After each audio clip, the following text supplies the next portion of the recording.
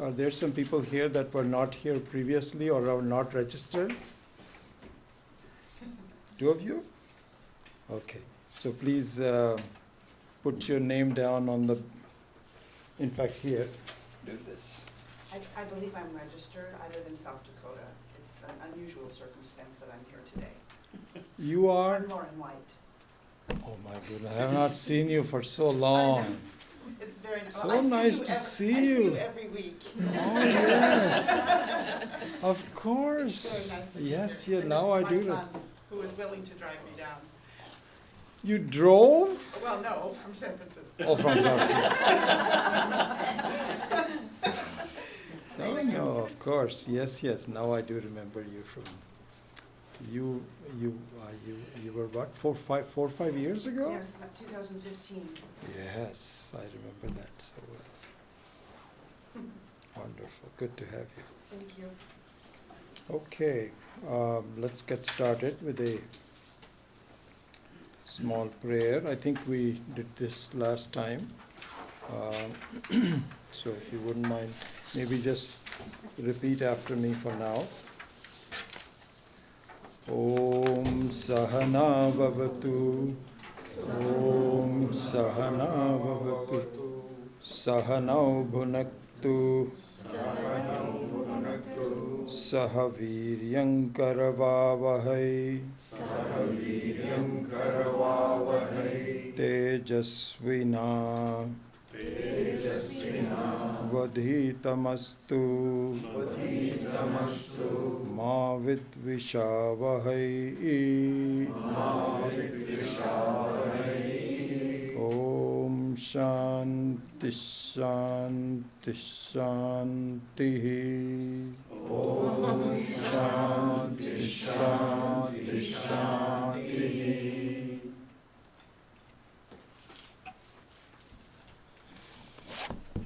We welcome all to the third class. Let me turn this on.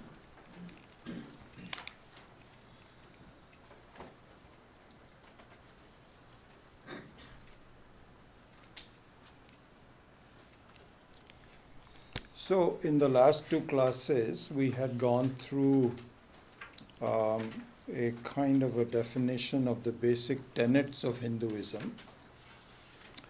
And we should keep them in the background to check from time to time whether what we are going to study, how does that relate to the basic tenets.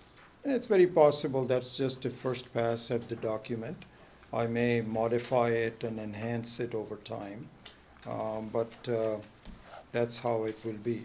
So I think that what we're going to do is to go from the more general to the more specific.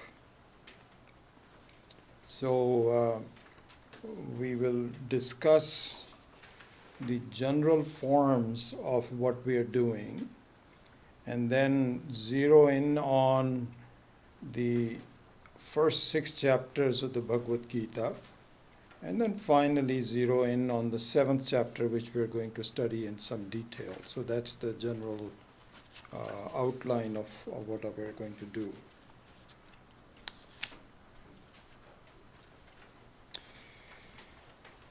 So I would like to, I just spent some time yesterday just kind of looking at the basics of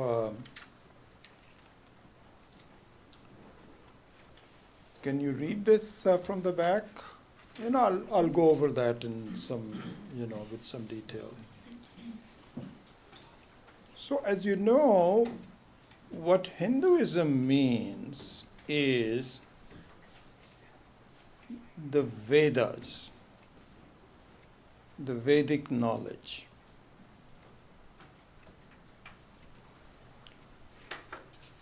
And the Vedic knowledge is different from the religious practices of Hinduism.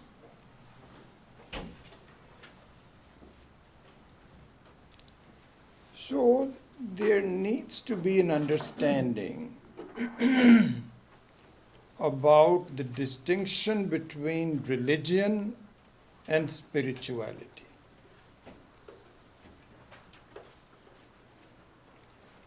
So religion should be seen to be, and we will go over all this in more detail, religion should be seen as a method to support spirituality. Not necessary that you know the religion. So we are not going to talk about the Hindu religion as such, but we are here to talk about the Vedic spirituality. And in that sense, spirituality is the science of life. It is not a science of particles, it is not a science, it is not physical laws, it is not astronomy, it is about what life is all about. All of it, from start to finish, so we have nothing left. This is the objective of the Vedic knowledge. So Vedas, the word Veda itself means knowledge. And it is a complete set of insights into what constitutes us. Where do we come from? How do we make our life happy? And where are we going if we are going somewhere? So all of that constitutes the Vedic knowledge. And in that sense, it is like any other science. So science is a science. It is not American science or Russian science. It is science. So similarly, we call it the Vedic science, but this is human science, the science of life. And yes, there are certain religious practices that support this spirituality in the land of India, but not necessary. Not necessary. You could really just be anyone in any religion. In fact, I find that most of the religious practices are very similar. But the spirituality that defines the religion is not properly understood. And so this is what we talk about in the Vedic knowledge. Now, so I can even go forward and back a little bit just to make sure that we are in context. Bhagavad Gita is Vedanta. And Vedanta is the spiritual knowledge. So there is no difference. As we saw in the tenets of Hinduism, if you recall and go back to the notes, the Vedas are the original source of this science of life. And Bhagavad Gita defines it in a very particular context. And the context of the Bhagavad Gita is the practice and understanding of the spiritual science of life for an active person. So it is really in an understanding of the spirituality from the standpoint of a person who's very much involved in the struggles of life and making ends meet, trying to figure out what is good, what is not good, your duties towards all of those. So the very context of the Bhagavad Gita was meant, as we will see even today, was meant to put this under context. So Arjuna, for example, was a very active person and a very successful person. But there are certain events in his life that made him think about what the direction of his life should be. Where is he going? So all of that is really what is done in Bhagavad Gita, and we will study it. But to start things off, I would say that if you examine,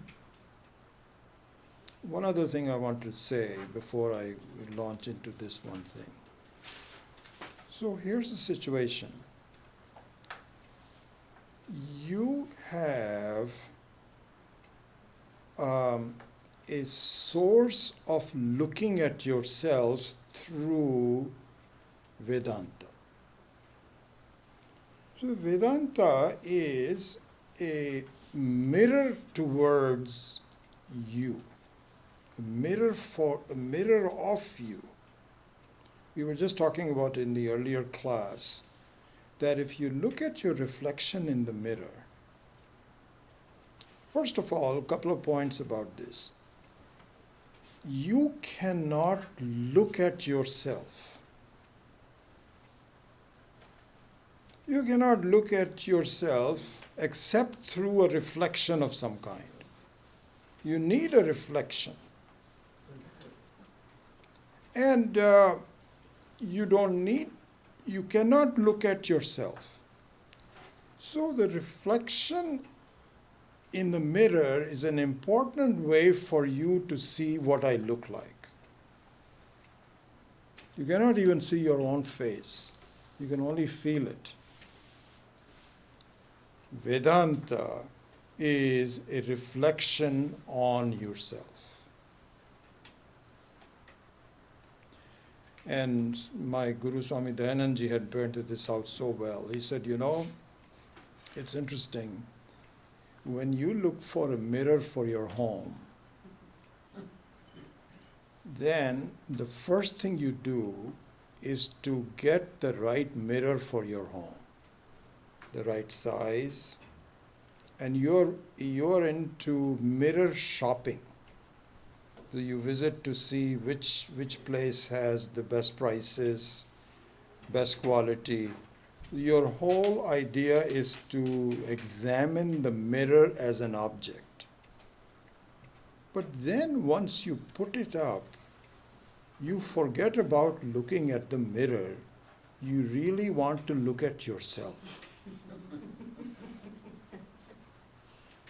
So the mirror is no longer the object of your examination, other than the fact that you may want to clean it from time to time, which is relevant in this whole discussion also.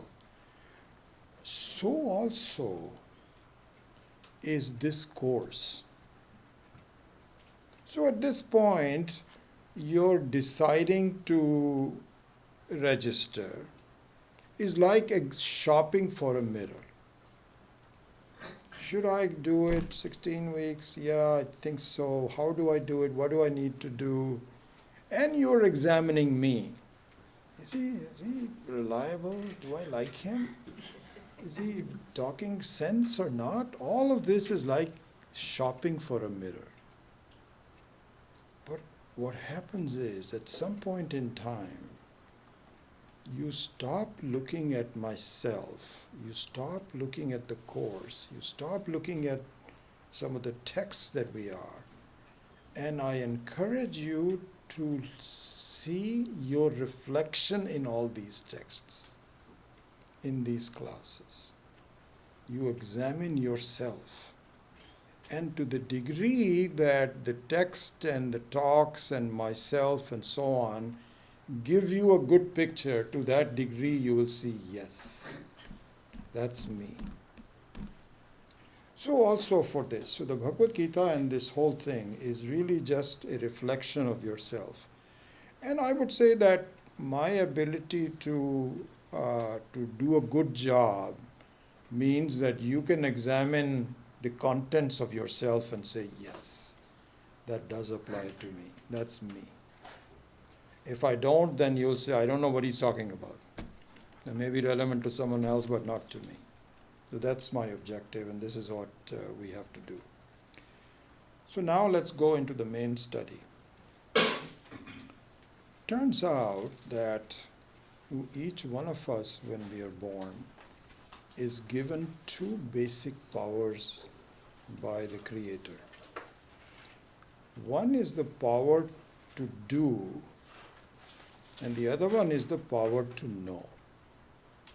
So this is what is called Kriya Shakti and Jnana Shakti in Sanskrit.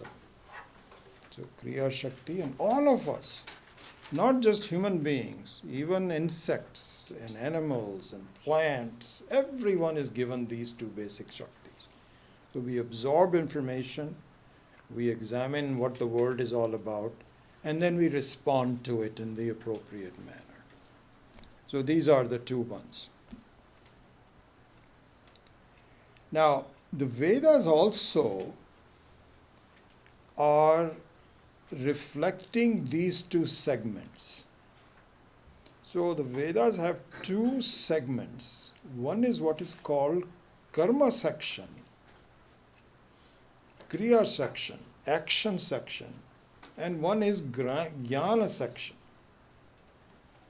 And it turns out, in terms of the volume of the words used, 90% of them are kriya section, karma section, action section, and only 10% or even less, I'm just approximate, even less than that is jnana shakti, jnana section.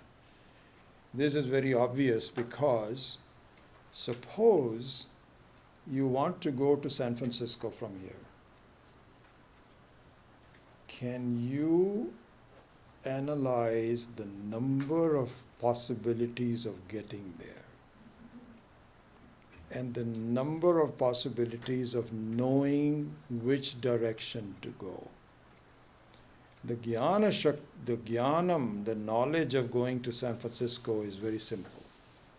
You go in north of here and you either take 280 or 101 or something like this.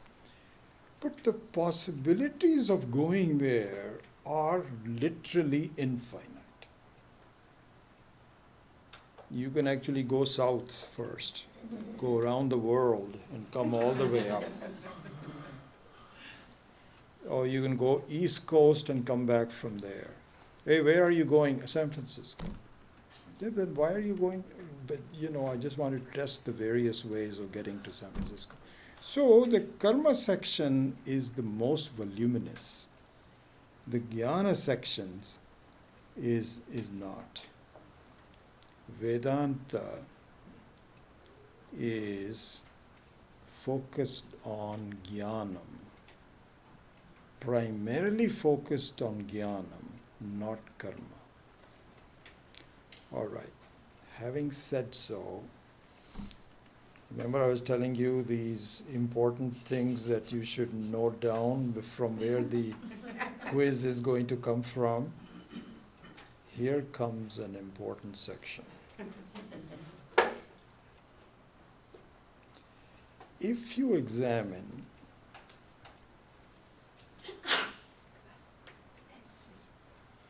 okay, I'll come to that later on. In fact, I might just write it down on this.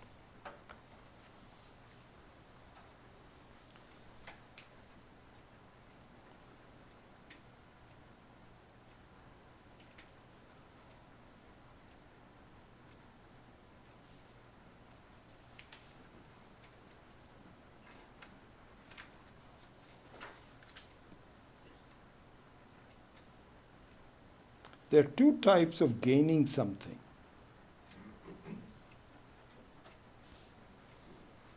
There are two ways to acquire and to gain.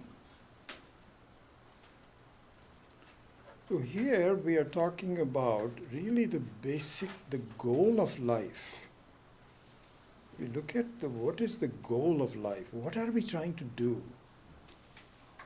We are trying to be independently happy. This is the basic goal of life. We can be dependently happy,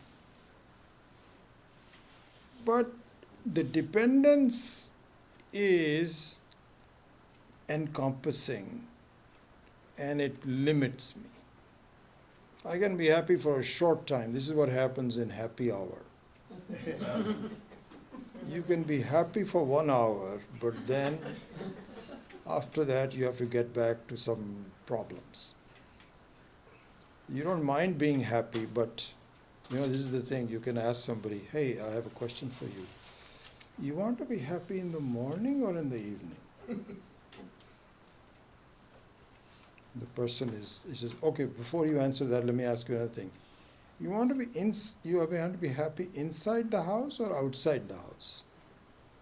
So this is what we call, this is stupidity of these questions belies the fact that I want to be independently happy. But we are not. We are not. We really lack freedom. You think that, we Americans are free and so on. No. Because all of a sudden you get into a bad mood. All of a sudden you have physical problems. All of a sudden you have lack of something or the other. This is not freedom. The way freedom should be. I just want to be independently happy. That being the case, there are two ways of gaining anything. So this is an important aspect of the Vedic spirituality, a very fundamental part of it. Okay, so listen to this carefully. There are two ways of gaining anything. One is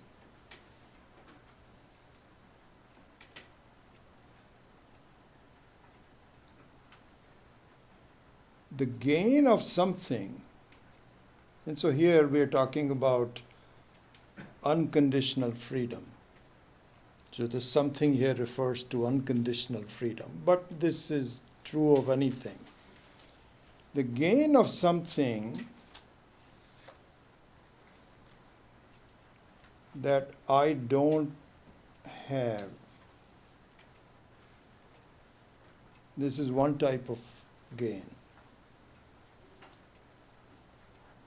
And I'm going to write down a Sanskrit for it also in a minute for those of you that know some Sanskrit.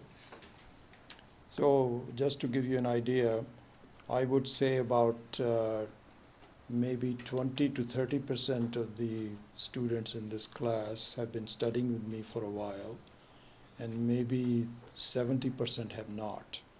So for the 30% of the students, this should be a good revision. You should see whether it ties with what you know, and it's always good to do that. And for the others, it'll be brand new information from our perspective. So I'll write down some Sanskritam for it also. But let me go on to the second one. The gain, and I put down under this, of something that I already have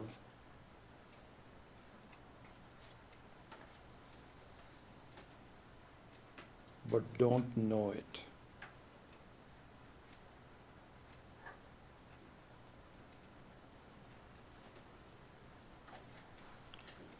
So let me write down the Sanskrit and then we will go forward. So the number 2 I'll write down first. This is called Praptasya Praptihi.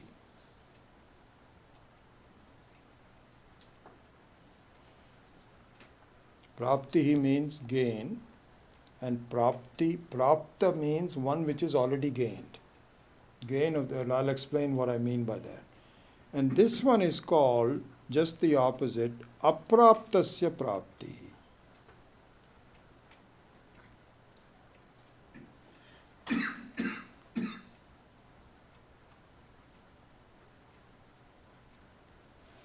Now, the first type is what we normally are concerned with. This is exactly what happens. So you are hungry, you don't have food, you get the food. You want to go to San Francisco, you're not there yet, So you make some things happen and then you go there.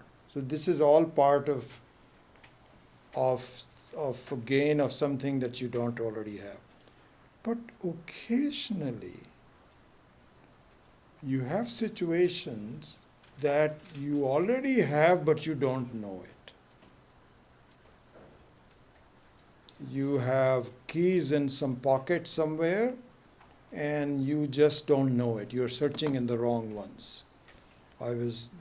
Some of the students here will recall this incident that happened to me. I was traveling to Tokyo with a friend of mine, and just before coming down to the, when the plane was landing, they were asked us to do all of the, fill out the immigration forms, and we took out our passports and we wrote it down and so on.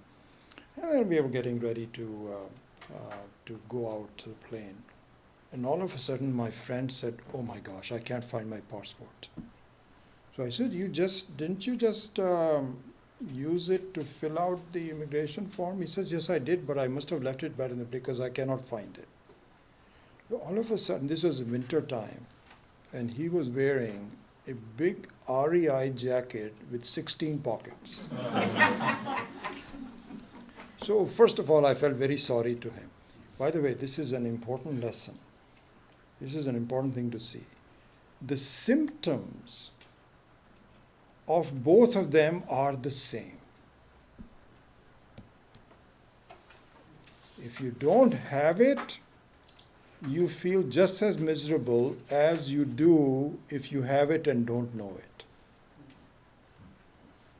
So I still remember this friend of mine. He was a very successful sales manager at Hewlett-Packard, making good money. He's got people and so on and so forth. He had completely broken down. He says, "I'm so stupid. Why do I keep doing?" He was 45 or 48 at that time. "I'm so idiotic." I felt sorry for him also. I said, "It's okay, we'll manage it." But losing a passport in a foreign country is not easy. But we were saying, "Oh, no, we'll manage it. Don't worry about it. It's okay." Suddenly something struck me. Because of his jacket from the REI with 16 pockets. I said, "Do this. Just raise your hand and let me search it for you." Sure enough, in pocket number 3. And he had a silly smile on his face. Very silly. I'm so sorry. Thank you. In fact, it's interesting. Our teacher, Swami Dayanandji, so we used to very early on, we used to ask him, "How does it feel for you to discover this truth about yourself and about God and the world, you have your so-called realized soul. How did it feel?" He says, "I felt very silly." I said, "My gosh, I just bothered everybody and myself." Very similar to the way my friend felt when he found So it's very similar, symptoms are the same. I have a better example for the number 2. This happened to me, I think, again, my old students were tired of it, my talking the same thing all over again. This was really hit home to me. I used to give this Tokyo example for like 20 years, but I have a new one. This really happened to me. So I was getting ready to go out, and I checked my wallet, and my credit card is not there. You know what happens when you do this. All of a sudden, your mindset is now completely different. You get worried. Where did I leave it? You ask your spouse, and she says, "No, I haven't seen it." So then you start counting all the places you went to, and in my age, you keep forgetting about where you were last year, yesterday. Can't even remember what you had for breakfast. And so yesterday was completely a block. Did we go there? Oh, I think we did. Oh, yeah, we did stop here. So now I'm making a listing of all the places that I'm going through. That means that I am now worried, truly worried, making phone calls, this, that, or the other. All of a sudden, something hit me. And that was that last night I had made a purchase from an online store by sitting on my desk and giving them my credit card information. And this is last night, and I haven't gone anywhere since then. This is early in the morning when I'm going. Can you imagine my relief? I still haven't found it. But you know what? I knew exactly what must have happened. I forgot to put it back into the wallet, and it was on my desk covered with all kinds of papers. I just had to move a couple of papers. It was right there. This is a good example of the second type of the gain. Now, if we now follow through these two types of gains, let's examine something else. In fact, I think I can move it sideways. Oh, wow, this is wonderful. So we look at the first type, the gain of something that I don't have. Here,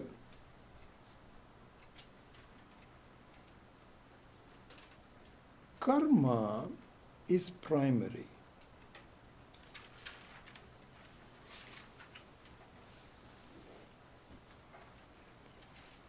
And jnanam, knowledge, is secondary. Not secondary in the sense that it means, like for example, to go to San Francisco, you do need to have some knowledge that it is north of here. So knowledge does play some part, but the main thing is to find a way to get there. To either go on in a car or Caltrain or something, bus, or hitch a ride, or some people even bike. My goodness, it's just amazing. You talk to people that say, oh, yesterday I biked 100 miles. Amazing. Anyway, so in this one, karma is primary, jnanam is secondary. This is reversed in the second one. Here, jnanam is primary and karma is secondary.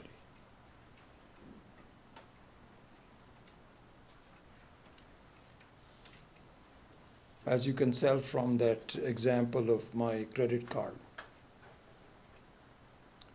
I didn't have to do much, but the realization that, my goodness, I used it in my own room without leaving it was a tremendous relief. Now, I still haven't found it. This is where the minor karma comes in. I still had to move my papers, but I knew it was there. I didn't have to call anyone, Target, and say, have you found one? And they have to look for it. It's just so many disappointments. Amazing. So this is the second type of what is called praptasya prapti. Now I'm going to give you an outlandish statement. So based on this, I think there's a way to shrink it. I saw that yesterday. I don't know. I can't do it anyway. The outlandish statement is, your sense of unconditional freedom is of the second kind, not the first kind.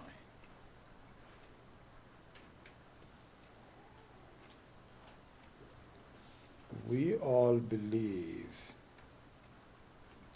that we are very limited, generally unhappy.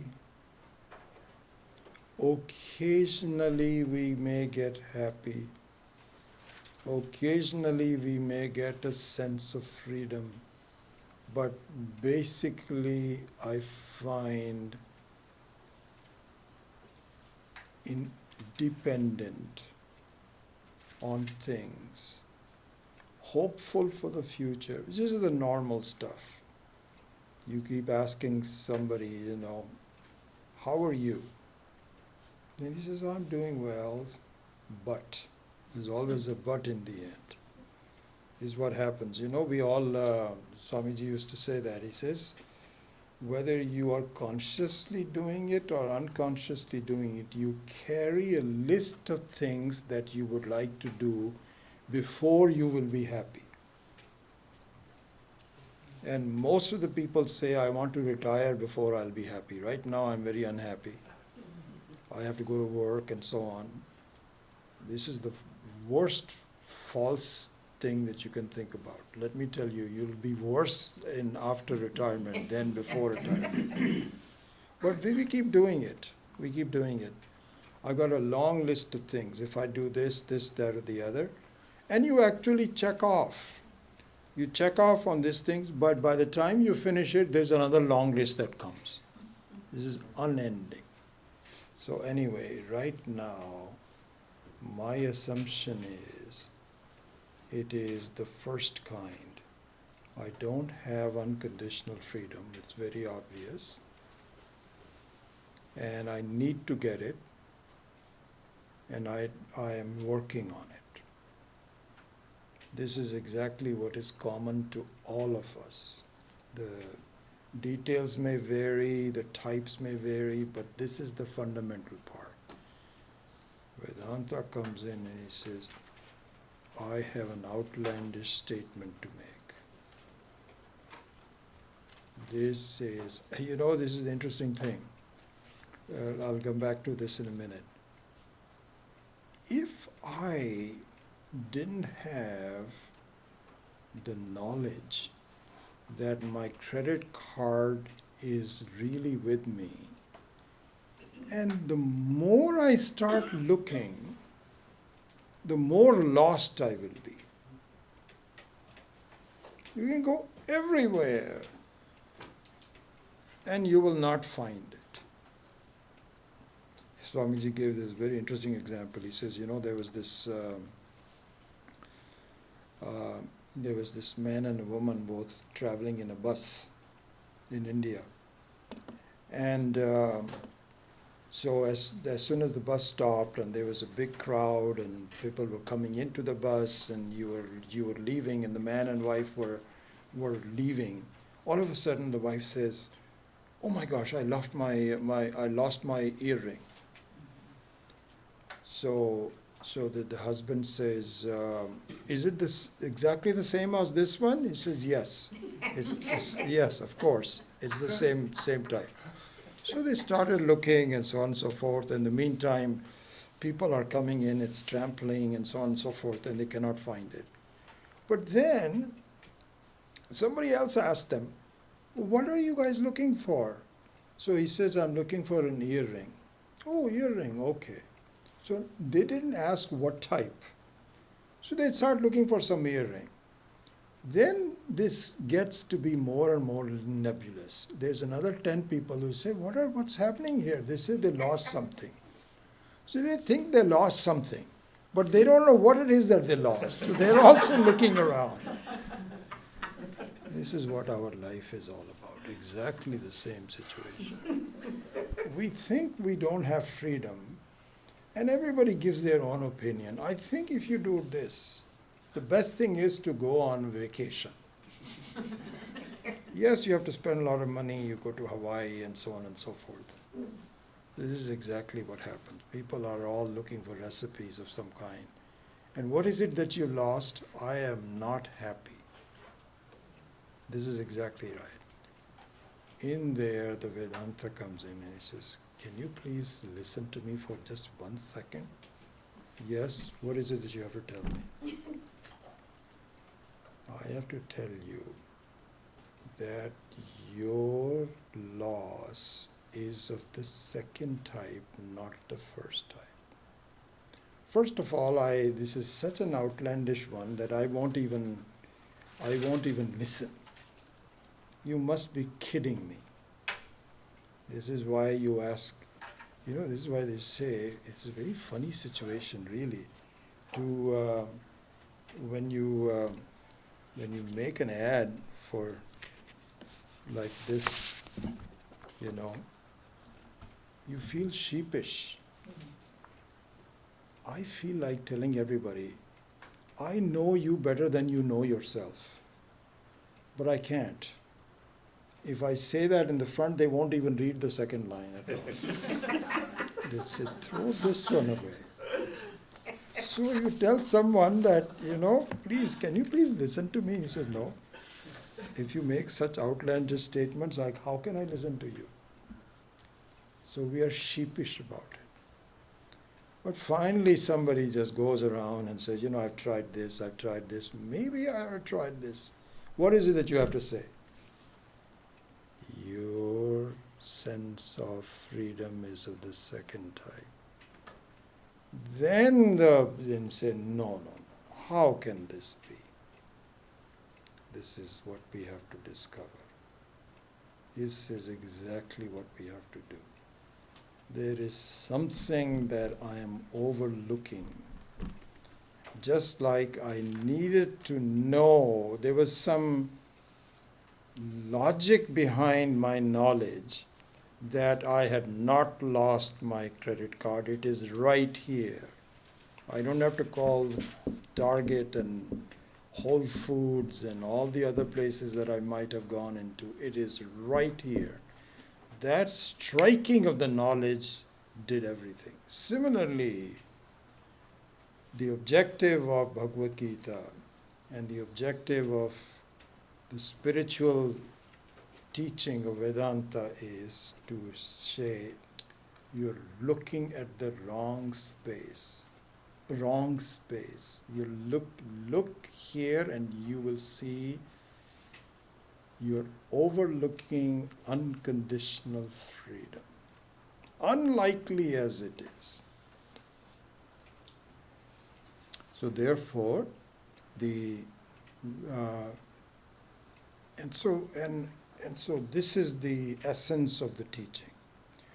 So in Bhagavad Gita, as you will see, the two aspects of life that I have to focus in is knowledge and karma, jnanam and karma, knowledge and action. This is what defines the entire Bhagavad Gita. This is how it is done. And it goes into great detail and goes into clarification. So there, for example, just to give you one idea, I think I already said that here. Yeah.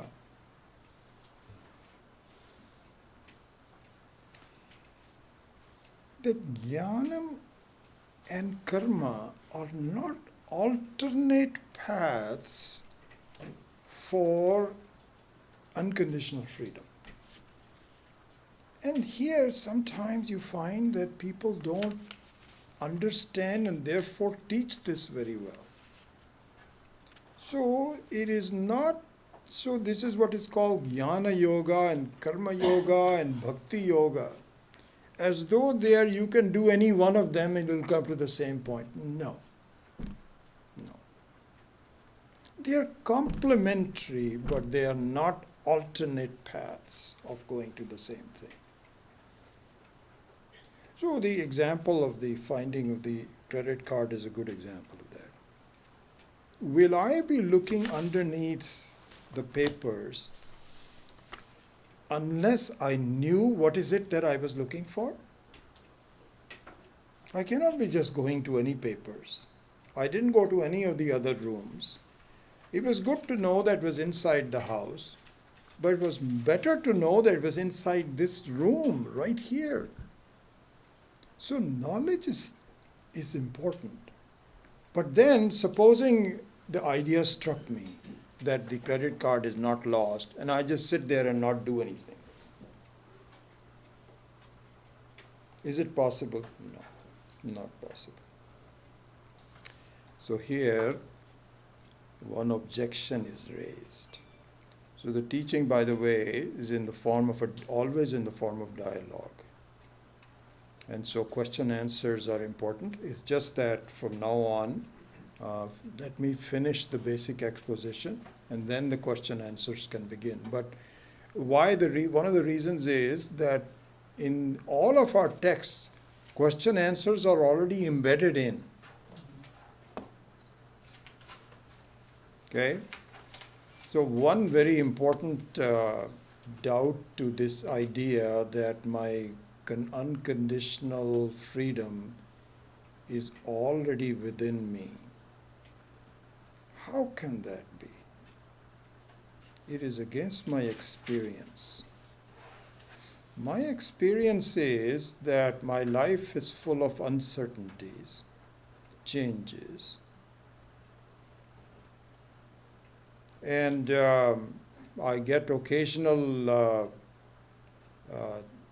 bouts of happiness, but most of them is unhappiness. This is my experience. And now you come around and tell me that I am basically a very happy person. This is against my logic. This is against my experience. This is not logical. How can you say that? So for this, there is a very important example that Vedanta gives to counteract this. So this is, there are some very fundamental examples there that you should know about, and we'll cover that in these 16 courses. This is one of those, very important example. This is called, for you, the familiar students will be, the older students will be familiar with this. It's called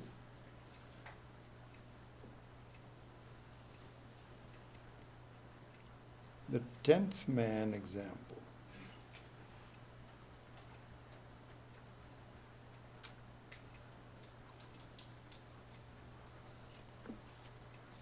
So here's how the story goes.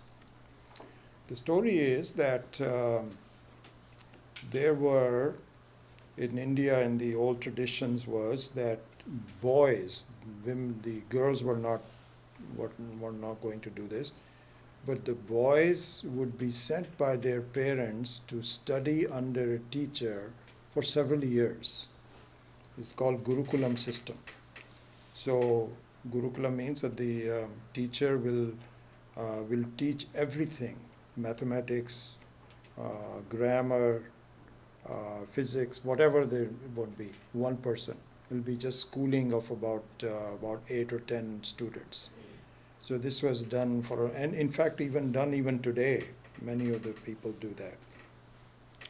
So they were living in some kind of a hill with a river flowing by. So these boys were studying with this teacher.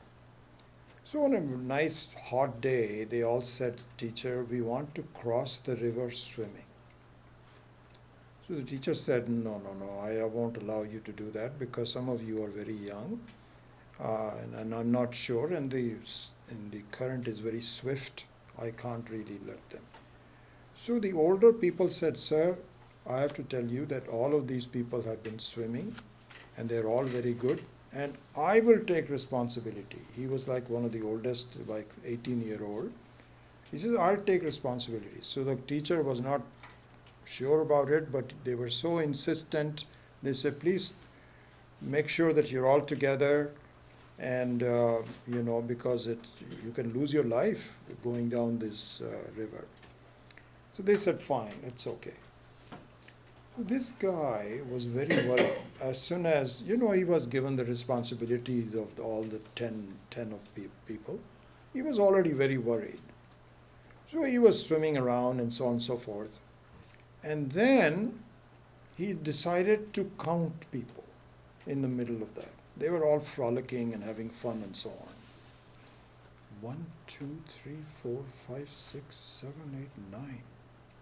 He says, I thought there were 10 of us before we started. He says, oh my gosh. So he tell everybody, hey, come here, come here. Have you seen the 10th person? So they can't even name the 10th person. They said, no, I think we are all here. I don't know who you mean. He says, no, but I can only count 9 people. So then there was a person going around. We said, why are you guys crying? What's happening here? So he says, we were 10 of us, now there are only 9 left. So he saw them and he says, I see the mistake. So he says, okay, do this for me. Line up in front of me and in a straight line. Okay, so it's not as though somebody is over there, somebody's behind the tree, somebody's swimming, somebody's out. Just be right here. Are you all with me? Okay. 1, 2, 9. You are the 10th person. So he had exactly the same as my friend had in Tokyo. He started laughing. He says, I'm so sorry.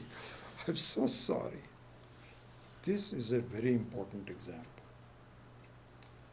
What it means is there is something about you that you have failed to register that is creating the problem about you.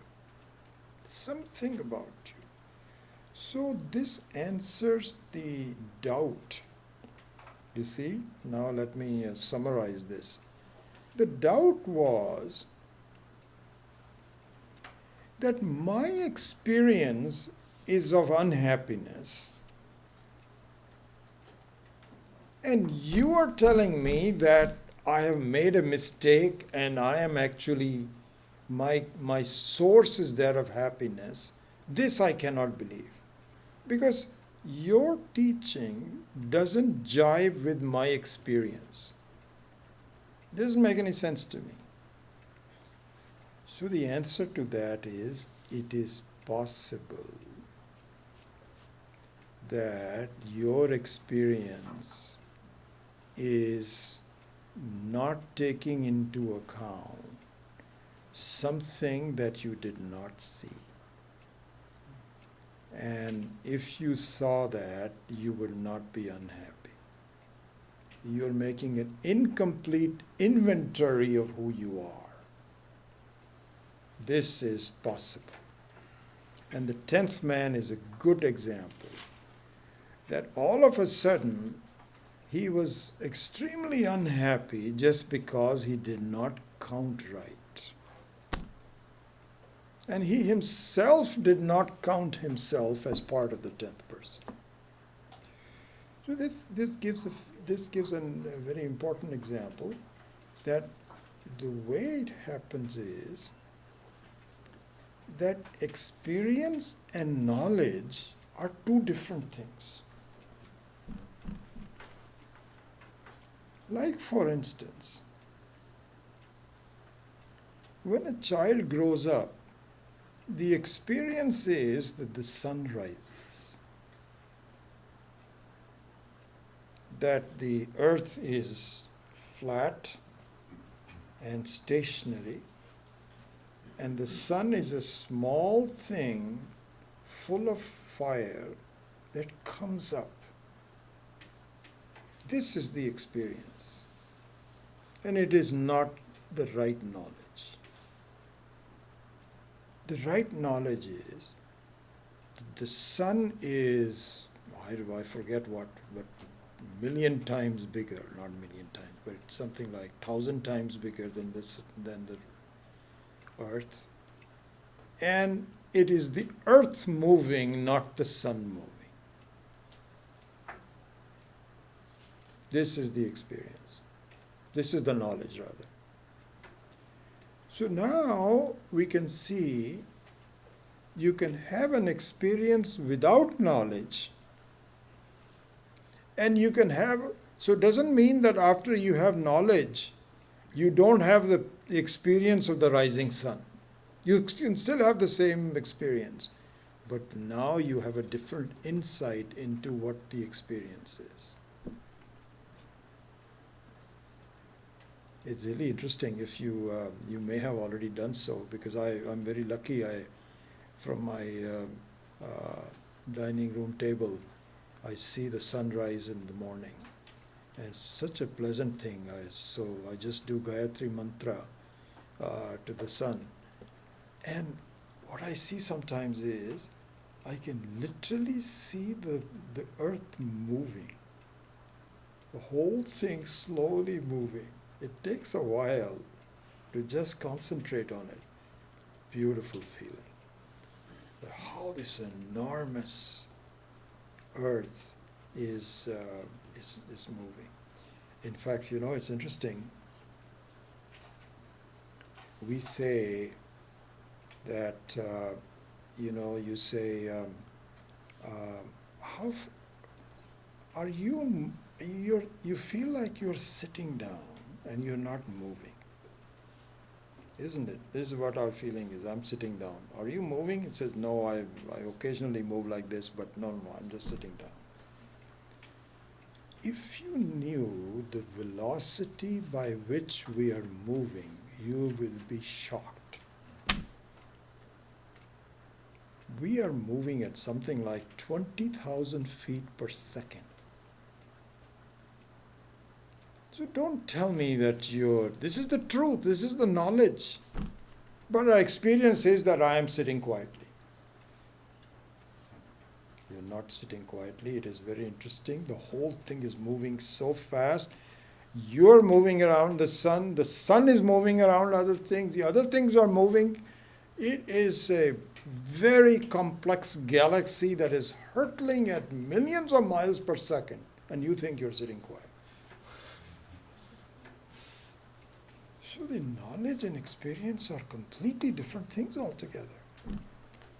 So it is said that your experience of unhappiness lacks the true knowledge. It is not true. You are in fact one of the second kind, not the first kind. So once you get somebody's attention with this, now the question is, what is it that I'm missing in this whole thing? And so this is where the teaching all starts, this is where it's developed, and so on. But this is the main objective of the person. And so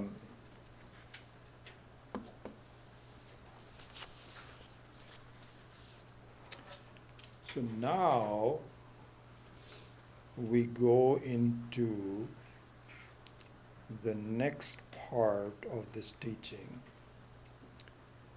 which is the nature of the human being's quest for happiness. Okay? So,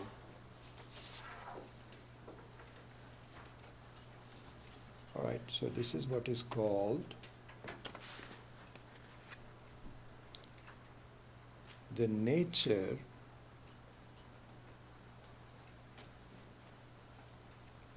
of our desire or quest for, I'm just going to use the word freedom as a synonym for happiness, because freedom is happiness and non-freedom is unhappiness. This is very true. Okay. So this is in Sanskrit called Purushartha.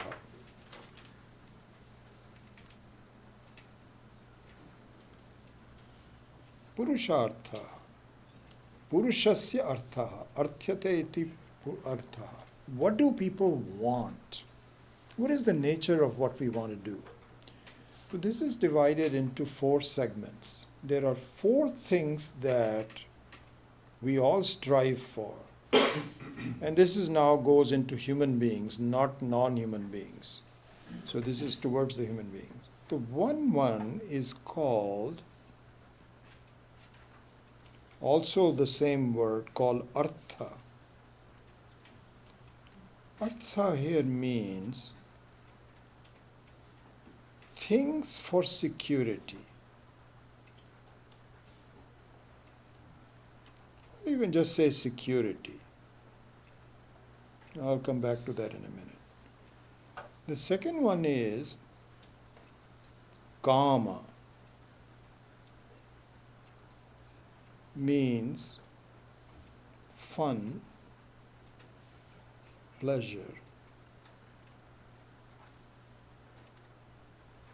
The third one is dharma,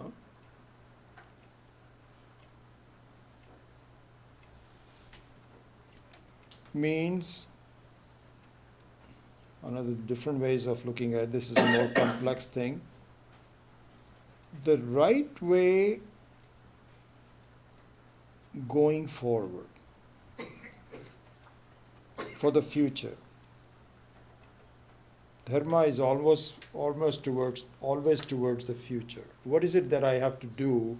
And I want to do the right thing, not the wrong thing, both in terms of the rest of this life and possibly the next life. This is called dharma. And the fourth one is called moksha, which means freedom, complete freedom. Here, the first three are incomplete freedom, and the last one is complete freedom. So these are the four things that comprise everybody. So if you look at this, artha is the most important one for us. Because I want to be secure about myself, about my future. I must make enough money.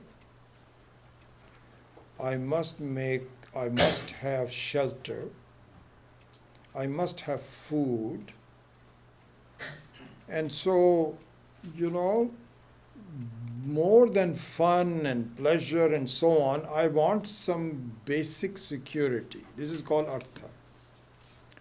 Once I have it, I want to have some fun.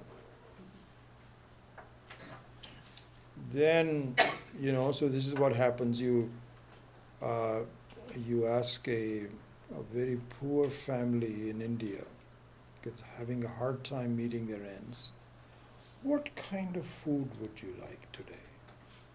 Mexican food? Chinese? Vietnamese? He says, don't talk to me, just give me something to eat. I am hungry. But once you have enough money and you so on and so forth, then you say, where should we go today? Somebody says, let's go to, this is what happens in our household. So my mother-in-law also lives very close by, and she cooks very good Indian food, and my wife good Indian food. So going out to Indian restaurants is out. Hey, we can do this here. So, this is normally my younger son comes from San Francisco and he says, where should we go today? So we go through this normalcy. Indian food? No. No Indian food. How about Chinese? Well, we just had it yesterday. You cannot have it 2 days in a row. This is the kind of thing that this is all karma. This is all karma. But if you're so hungry, you eat the very first thing that's in the refrigerator. You don't worry about karma or anything like this. I just want. So from artha you go to kama, and from kama you go to dharma, which is more complex, but what it means is, what is the right thing for me to do in my life? Charity, non-profit organizations, temples, prayers, politics, political activities, and so on. Nothing that really benefits me now, but I want to be involved. And preferably, if someone calls you and said, by the way, I can give you some introduction to the next life. See, this is the normal unseen interview process that goes on. And so, imagine some person saying, isn't your life miserable? He says, yes, it's totally miserable. And would you like to remove that miserability? Yes. Well, I have news for you. You cannot do it in this life, but in next life you can do it. Oh, really? Okay, what do I going to do? Then you please come to the church and pay a lot of money and just do this, that.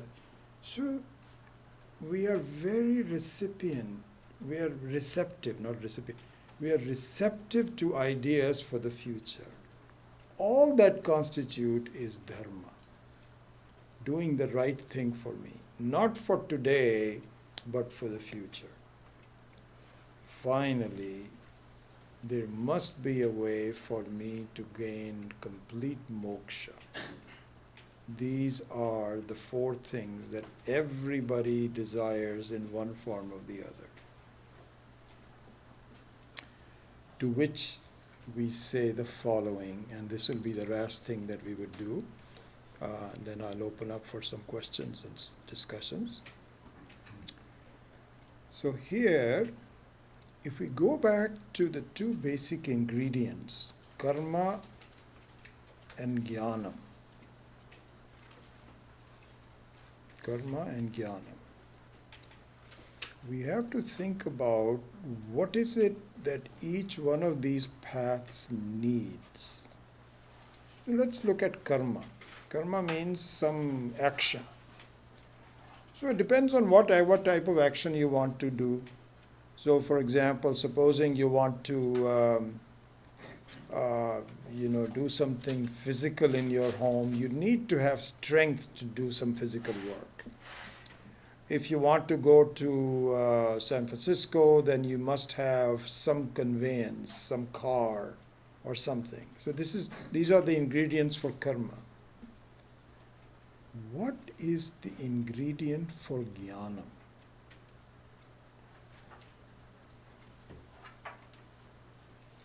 The ingredients for knowledge, jnanam, depends on what kind of knowledge. And so, I would just say this for now. Jnanam, knowledge,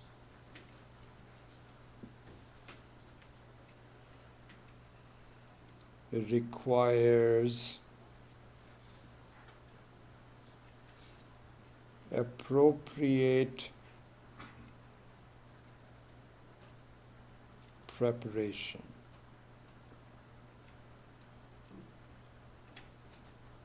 Mental growth.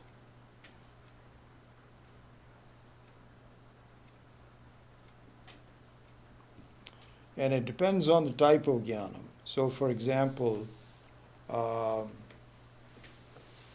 those of you, it was interesting to have grandchildren. Okay, when you have your own children, you're so busy with bringing them, so you don't really observe them very much. But when you're grandparents, you see them evolve in front of your eyes. You have the time to observe it, first of all. You're not going to work or something. I remember when my granddaughters were growing up, it was fascinating for me to see the mind grappling with some simple knowledge. You ask some, like a 1 or 2 year old, how much is 1 plus 1? They'll say, I don't know. What do you mean? What do you mean by it? I said, 2? They've never heard of 2. never even heard of two. So all they can heard is if you give them two candies, they want both of them. But this whole concept of mathematics, what are you talking about? But then slowly you can start teaching them.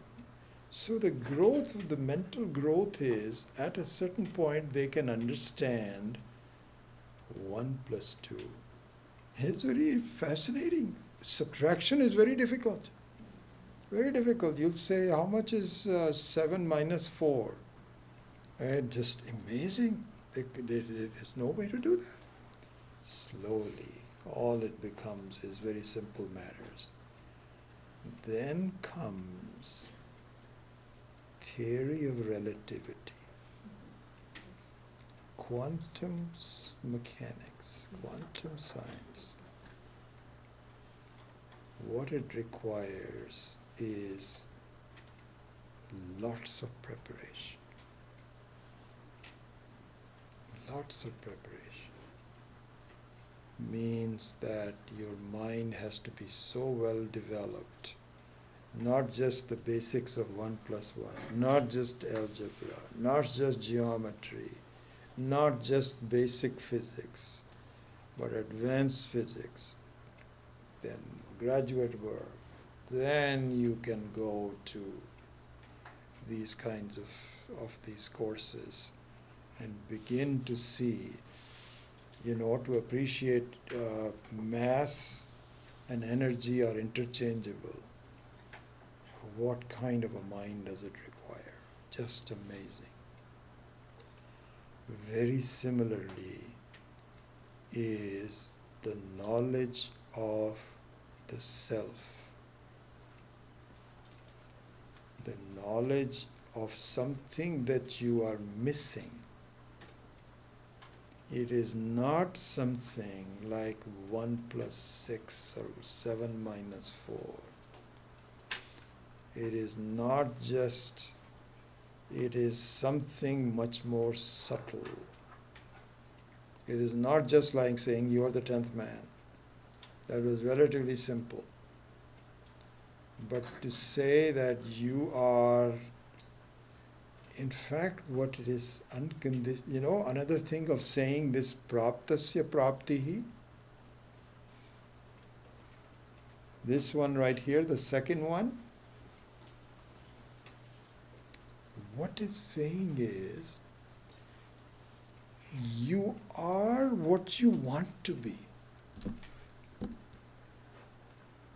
Because we have an image of what we want to be. And those are very, very simple. First of all, so there's really 3 things. Now I'm going beyond my time, so let me just finish it in a couple of minutes and then I'll be done.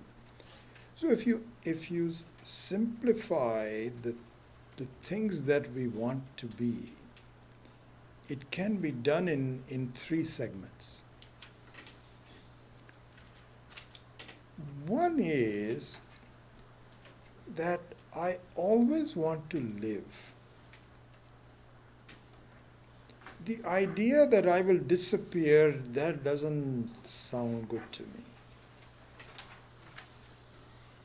Number 1. Number 2, not only should I not disappear, I should not be unhappy when I am here. Because otherwise people commit suicide.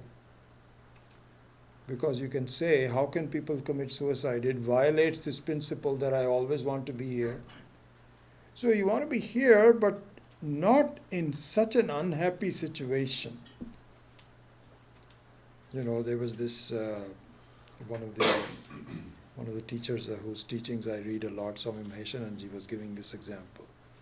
So he was saying this, in India we have this, in New Delhi, this Qutub Minar, which goes up about a couple of 100 feet. Is it not, in old days it was very big. So you can go up there. So a lot of people go up there to commit suicide. They just jump, just like Golden Gate Bridge, you just commit suicide from there. So this one guy was saying, my girlfriend just would not marry me. and life is just terrible. Without her, I cannot live. I'm just going to commit suicide. So this other friend says, no, no, no, okay, let me try to reach her. I'll try to say that you're ready to commit suicide. So this guy is going up on the stairs, and his friend is desperately trying to call his girlfriend. And he said, do you know he's ready to commit suicide? I'm telling you for a fact. Then he says, really? Oh, I didn't know that. Okay. So he says, no, no, no. She says that she was just testing you. She really would marry you. So he says, oh, wonderful. Then he came right back. He came back. He says, okay, I don't have to commit suicide. So this is the situation. So the second thing we need is, should I not disappear? I should be happy. And the third thing is that I should know I am alive and I am happy. That means I don't want to be in a coma.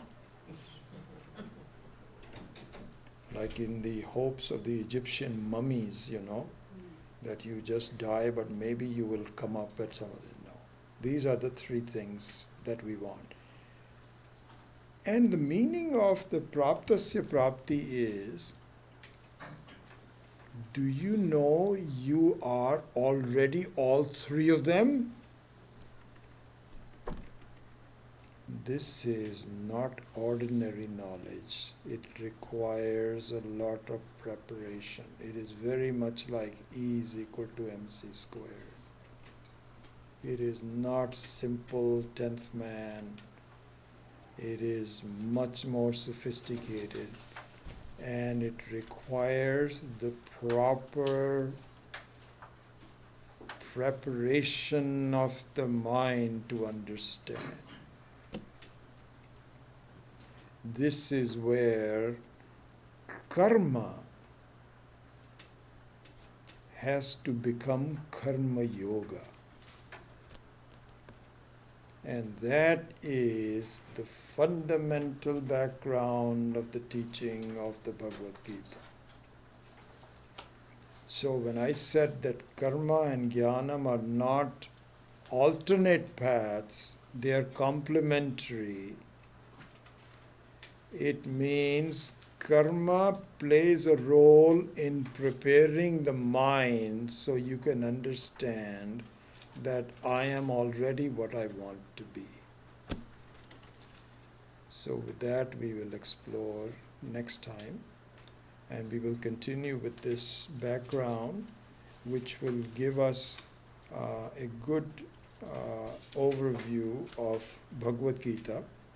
And the next week I will tell you more about the structure of the Gita, how it is laid out, and get into some specific aspects of this.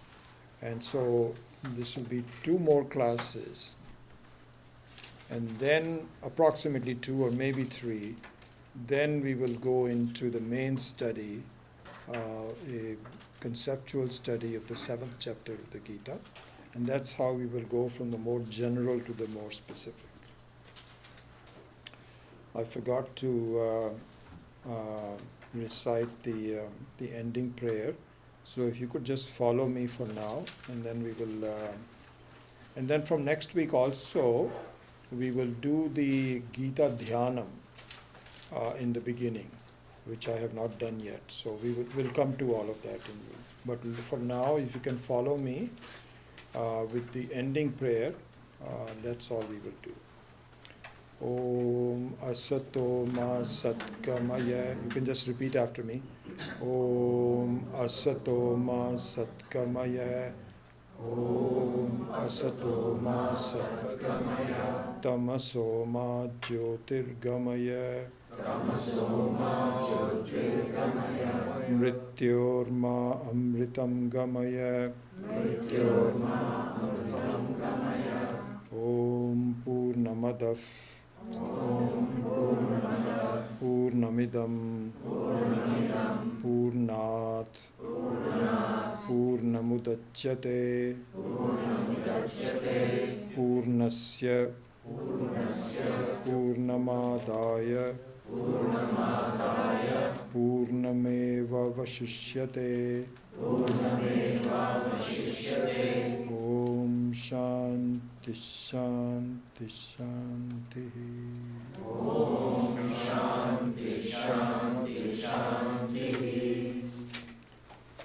So with that, I open up for any questions that you may have, any discussions. Yeah. Well, just a quick question, the notes that you're putting on the Yeah. screen, or is there some way to transcribe, put those in electronic form and upload? I think, Greg, you have mentioned that before. That's a good thing to do. I have to figure out how best to do that. I'll check with Raj on transcribing the notes. One thing I might do, it's going to take a lot of my time. I don't know if I'll have that or not. We might come out with a Google Doc that has some of these points written down, and we can just share it amongst ourselves. And I've done that for another class, but it takes some time to do so. So I'll do one of two things. Either we will simply photocopy these notes and transcribe, or I'll do a Google Doc version of it. So I'll look into that. Thanks. My guess is this can probably be saved as a PDF or. Just this one right here can be saved as. Okay, all right. I will. I think Raj is the one who told me about all this, so I will ask him for doing that. Okay, good.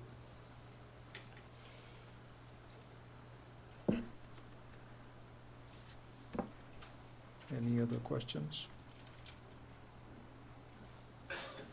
Remember, we have allocated 20 minutes for questions.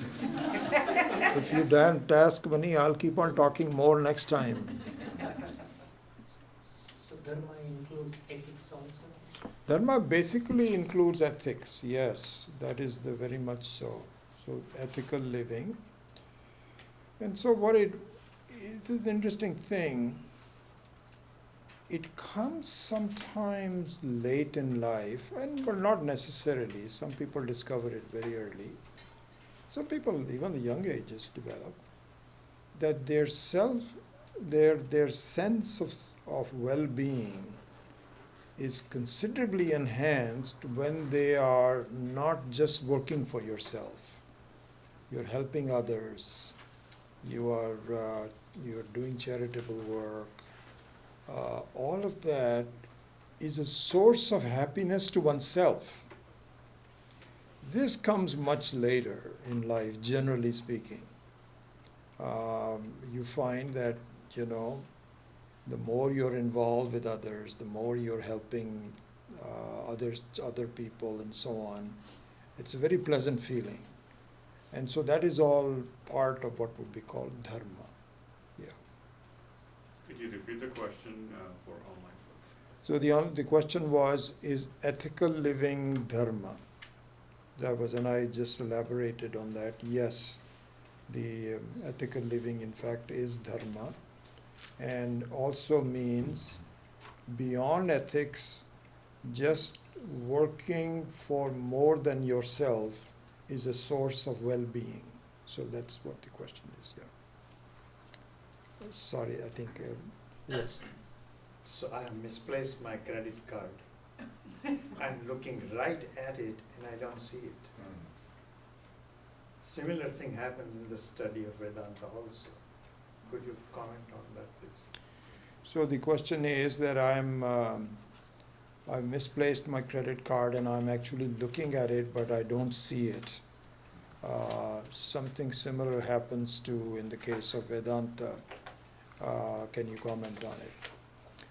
So yeah, something like that is there. It's just that there is a slight difference. You're not looking at yourself. This obviously will be discussed in great detail in the subsequent subsequent classes, so I will go into that. But just since you asked, I'll give you a quick answer. The main fact is, the crux of it is that we are evaluating ourselves from our reflections. So we are not looking at ourselves directly. We are misreading ourselves from the way my body and mind and my actions are. And it is very much like you are looking at yourself in a reflecting surface which is muddy, moving, not clear, cut up, and evaluating yourself on the basis of looking at reflection through that kind of a reflecting surface.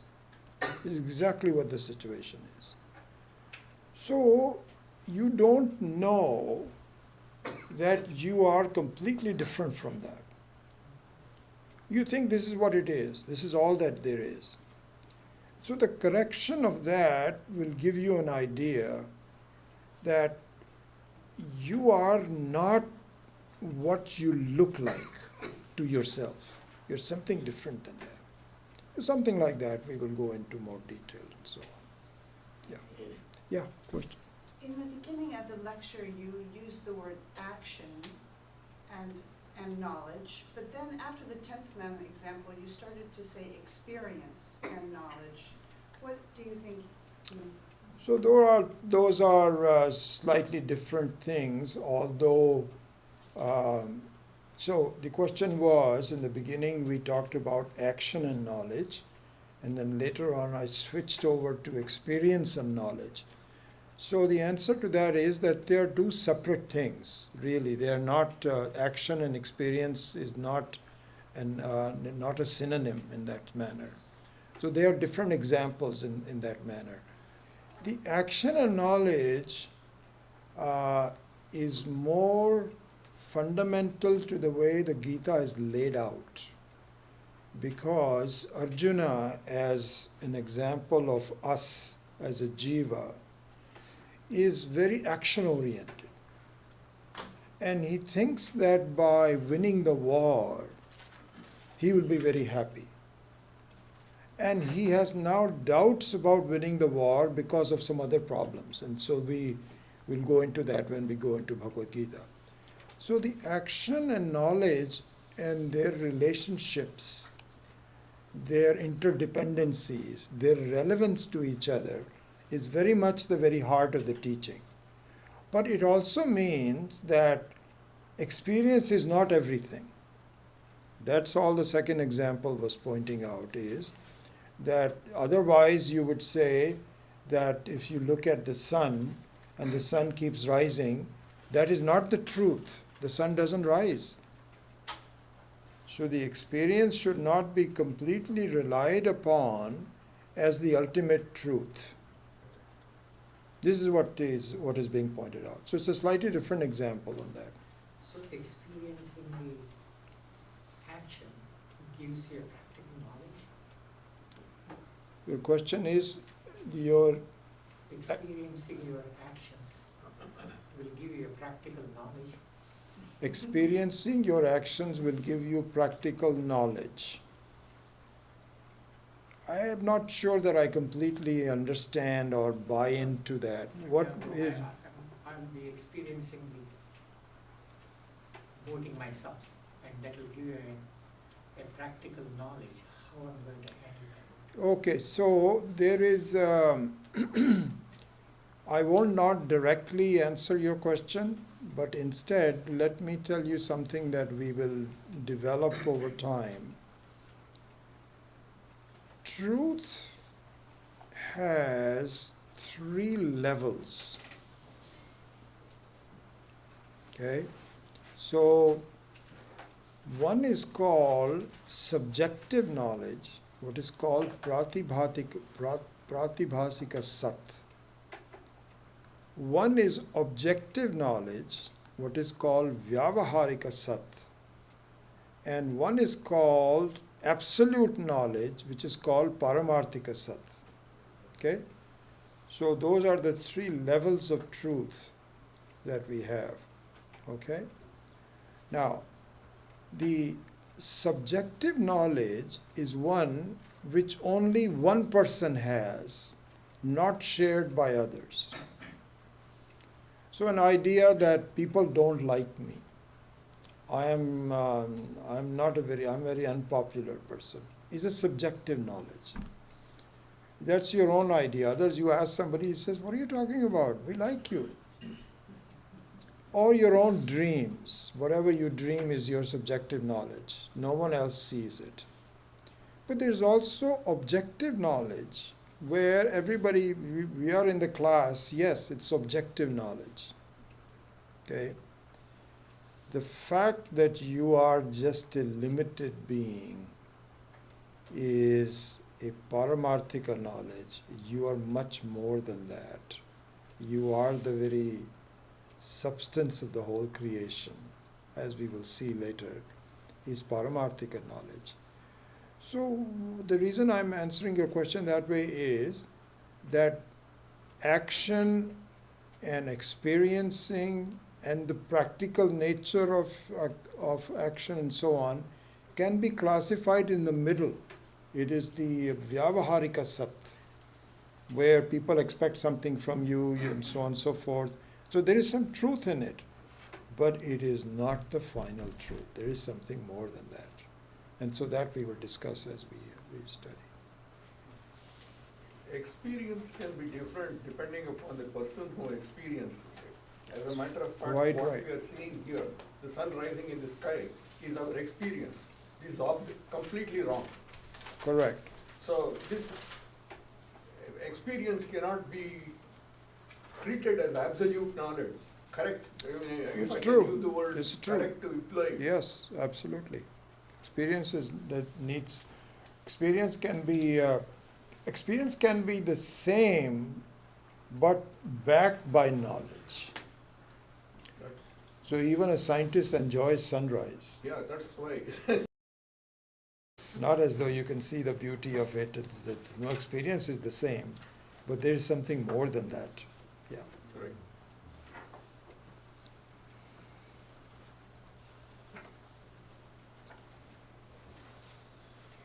Okay.